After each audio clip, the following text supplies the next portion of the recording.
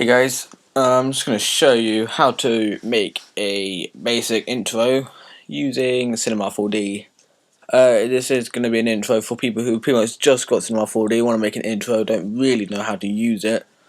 So I'm going to do it as pretty much as basic as I possibly can, really, just so you can get the hang of it, what to do, what you learn, and you'll pick up some tips and stuff like that. So, that's not the right one, so open up Cinema4D. I'm using release 11.5. And if you want to do, you can. I'll try and do it as much as I can, but if you listen to me in the background, and you can go into Cinema4D and sort of do what I say as I go along with it. But let's get going. Okay, so when you start out, this is what you get. So you do here to move about what you've got, and really, what you want to start off with is most things. All you need is generally text. You can use lights, you can use floors and planes and cameras if you want to make an intro. If you want to make a photo, you don't really need a camera. But if you just want text, you can. But let's start off with some basic text. So you want to go to MoGraphs at the top, go down to find a text object, click on it, and in the bottom right where it says attributes, you go to text and you type in what you want. And then below that, you can choose a font you want. I'm going to use, what's this one? You can't even see. Okay. Oh, that's too big. Oh, I can't be asked with that. Yeah, it's like, well, long. Just carry our dreams. Okay, so after you've chosen your font, I haven't still chosen my font because I'm picky. Yes, I'm picky. Live with it. Don't like it? Well, suck yourself. Wow. Some fonts like that, if you install them, they might not work. Yeah.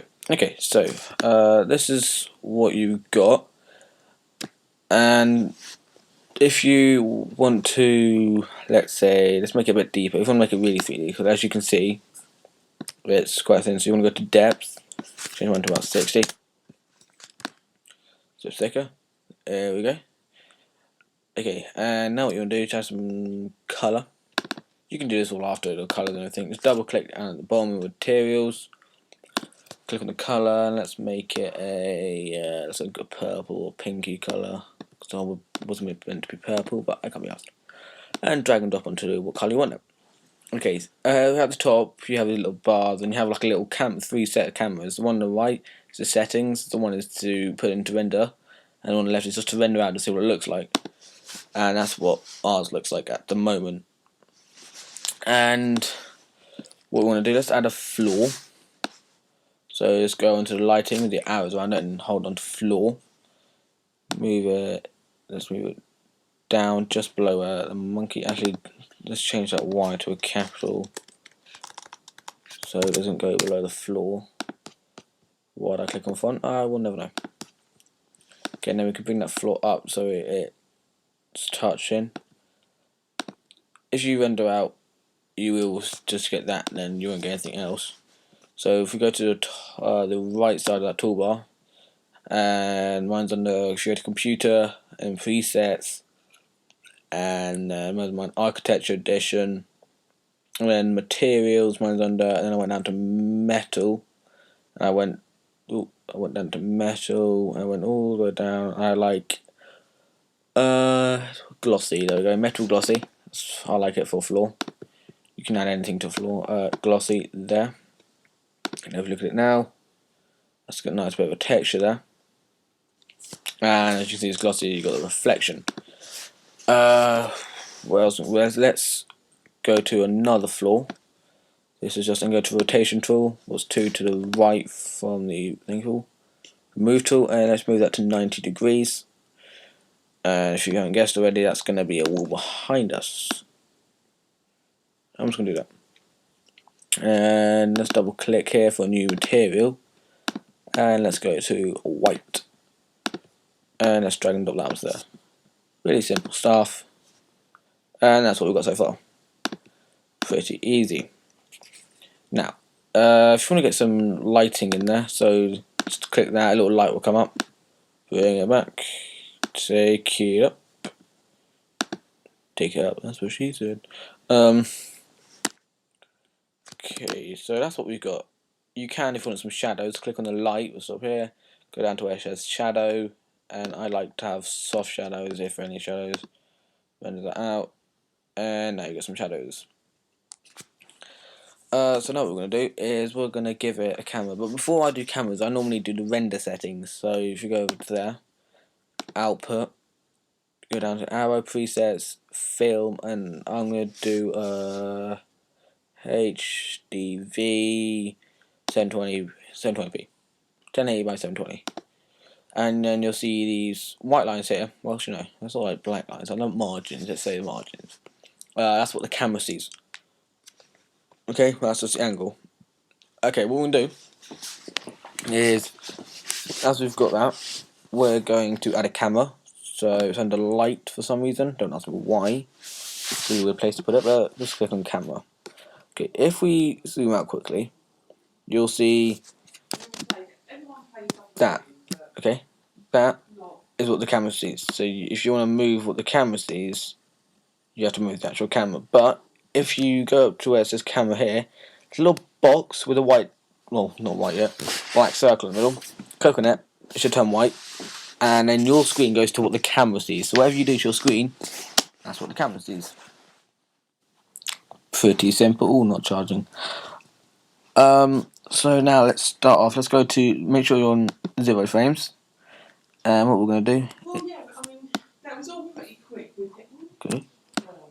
What we're going to do is we're going to move our camera so it's down here. And then what we're going to do is we're going to lock a keyframe. The middle one here, that just makes it auto keyframe. So whatever keyframe you go, or whatever frame you go to, if you change something on that frame, it'll automatically make a keyframe. I don't really use it that much because it's quite annoying. So let's go to 25 frames in and move it over a bit. About here, lock a keyframe. Go to 40 frames. Let's give it a front on view.